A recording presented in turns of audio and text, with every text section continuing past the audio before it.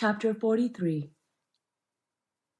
Min Li took one step into the walled courtyard and then stopped. Countless red threads covered the ground like intricate lace. Interwoven in the red strings were thousands and thousands of small clay figures, each no longer than her finger. Like a spider, in the exact center sat the Old Man of the Moon. He sat cross-legged, with a giant book on his lap.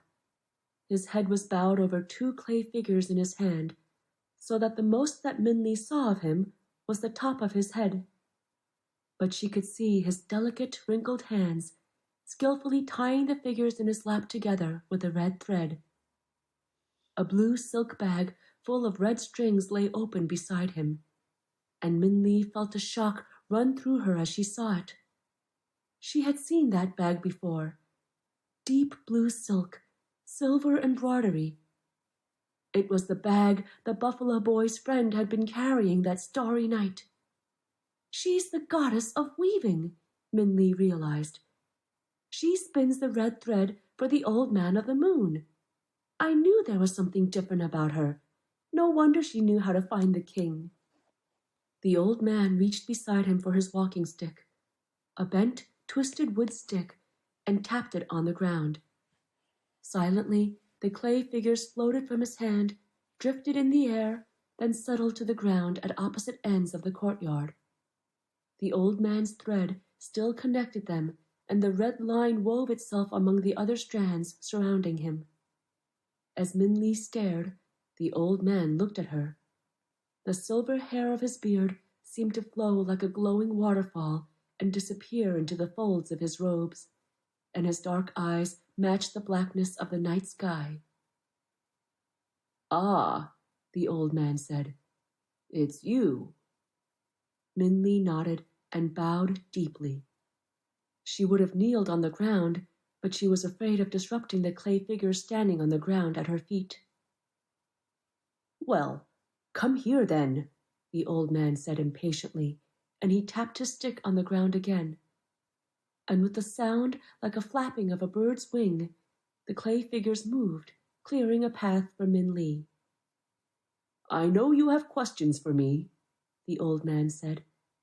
"Every 99 years someone comes here with their questions, but I will answer only one, so choose your question carefully."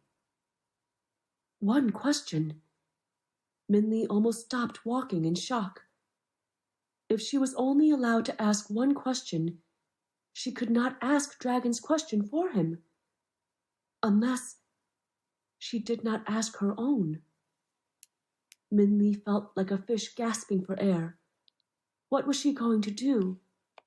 The memories of the hard work in the rice fields, her father's careworn hands, the plain rice in the dinner bowls, and Ma's sighs washed upon her like the splashes of water from the lake. She had to change her fortune. She must ask how to do that. But when Min Li thought about Dragon, waiting for her patiently, it was as if she had been struck. And like seeds falling from Wu Kang's tree, images of the dragon rained upon her. Their laughter as they passed the monkeys, his awkward struggles walking in the woods, his echoing roar as he flung the green tiger into the air, the kind hand he put on her shoulder when she cried, and the hopeful look in his eyes as she left. "Dragon is my friend," Min Li said to herself. "What should I do?" Min Li's thoughts bubbled faster and faster like boiling rice. Every step she took seemed to throb, and Min Li wasn't sure if the pounding was her heart or Wu Kang's axe in the distance. As she passed the clay statues, she thought she could see figures of the goldfish man, the buffalo boy, the king, and Da-Ah-Fu silently watching her. Min Li's feet seemed to ignore her pleas for slowness. Like the kite being pulled in, she was being drawn toward the Old Man of the Moon without delay. Before she could decide whose question to ask, Min Li found herself facing him.